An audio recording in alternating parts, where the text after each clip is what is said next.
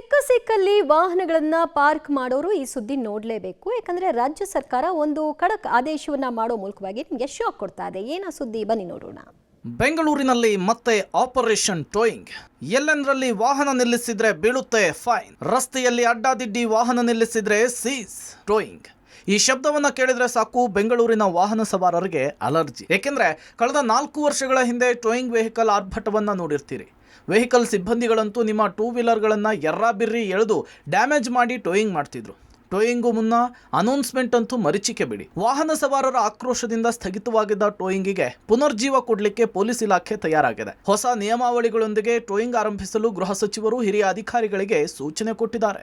Silicon ಸಿಟಿಯಲ್ಲಿ ದಿನದಿಂದ ದಿನಕ್ಕೆ ಟ್ರಾಫಿಕ್ ಹೆಚ್ಚಾಗ್ತಿದೆ. ಜನರು ಎಲ್ಲಂದರಲ್ಲಿ ಪಾರ್ಕಿಂಗ್ ಮಾಡೋದ್ರಿಂದ ಟ್ರಾಫಿಕ್ ಕಿರಿಕಿರಿ ಅನುಭವಿಸುವಂತಾಗಿದೆ. ಇದೇ ಕಾರಣಕ್ಕೆ ಮತ್ತೆ ಟೋಯಿಂಗ್ ಅನ್ನ ಆರಂಭಿಸಲಾಗ್ತಿದೆ. ಬೆಂಗಳೂರಿನಲ್ಲಿ ಟೋಯಿಂಗಿಗೆ ಕಾರಣ ಬೆಂಗಳೂರಿನಲ್ಲಿ ಮತ್ತೆ ಅಡ್ಡಾದಿಡ್ಡಿ ಪಾರ್ಕಿಂಗ್, ಬೇಕಾಬಿಟ್ಟಿ ಪಾರ್ಕಿಂಗ್ನಿಂದ 19 ಕಡೆ ಸಂಚಾರ ದಟ್ಟಣೆ, 8 ರಿಂದ 9 ಕಡೆ ಹೆಚ್ಚು ಸಂಚಾರ ದಟ್ಟಣೆ, ಹೆಬ್ಬಾಳ, ಸಿಲ್ಕ್ ಬೋರ್ಡ್ ಸೇರಿ 9 ಕಡೆ ಹೆಚ್ಚೆಚ್ಚು ಟ್ರಾಫಿಕ್.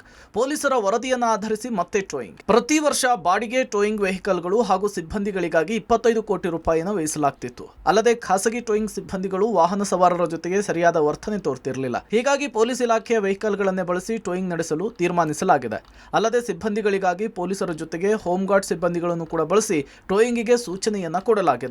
ವೆಹಿಕಲ್ಸ್ ಎಲ್ಲಿ ಅಂದ್ರೆ ಅಲ್ಲೇ ನಿಲ್ಲಿಸ್ತಾರೆ. ಕಾರನ್ನವರು ನಿಲ್ಲಿಸ್ತಾರೆ, ಹೆಚ್ಚಿನ ಅಂಶ ಟೂ ವೀಲರ್ಸ್ ನಿಲ್ಲಿಸ್ತಾರೆ. ಅದರಿಂದ ಬ್ಲಾಕ್ ಆಗುತ್ತೆ. ಅದಕ್ಕೆ ನಾವು ಹಿಂದೆ ಏನು ಮಾಡ್ತಿದ್ದೋ ಅಂದರೆ ಟೋಯಿಂಗ್ ಮಾಡ್ತಾ ಇದ್ದು, ಅದನ್ನು ಕಾರಣಾಂತರದಿಂದ ನಾವು ನಿಲ್ಲಿಸಿದ್ದು ಹಿಂದೆ. ಈಗ we are going to reintroduce that. ಆ ರೀಇಂಟ್ರಡ್ಯೂಸ್ ಮಾಡುವಾಗ ನಮ್ಮದೇ ವೆಹಿಕಲ್ಗಳು ನಾವೇನು ಹಿಂದೆ ಬಾಡಿಗೆಗೆ ತೊಗೊಂಡು ಮಾಡ್ತಾ ಇದ್ವಲ್ಲ, ಅದನ್ನು ಬಿಟ್ಟು ನಾವೇ ನಮ್ಮ ವೆಹಿಕಲ್ಸ್ಗಳನ್ನೇ, ಪೊಲೀಸ್ ವೆಹಿಕಲ್ಸನ್ನೇ ನಮ್ಮ ಸಿಬ್ಬಂದಿಯವ್ರನ್ನೇ ಹಾಕಿ ಅದನ್ನು ಲಿಫ್ಟ್ ಮಾಡಬೇಕು, ಮತ್ತೆ ರೀಇಂಟ್ರಡ್ಯೂಸ್ ಮಾಡಬೇಕು ಅಂತ ಇವತ್ತು ಒಂದು ತೀರ್ಮಾನ ತಗೊಂಡಿದ್ದೇವೆ. ಟ್ರಾಫಿಕ್ ಕಿರಿಕಿರಿಯ ನಡುವೆ ಸುಗಮ ಸಂಚಾರಕ್ಕಾಗಿ ಟೋಯಿಂಗ್ ಅನಿವಾರ್ಯ ಅಂತೇಳಿ ಗೃಹ ಸಚಿವರ ಜೊತೆಗಿನ ಹಿರಿಯ ಅಧಿಕಾರಿಗಳ ಸಭೆಯಲ್ಲಿ ನಿರ್ಧಾರಕ್ಕೆ ಬರಲಾಗಿದೆ.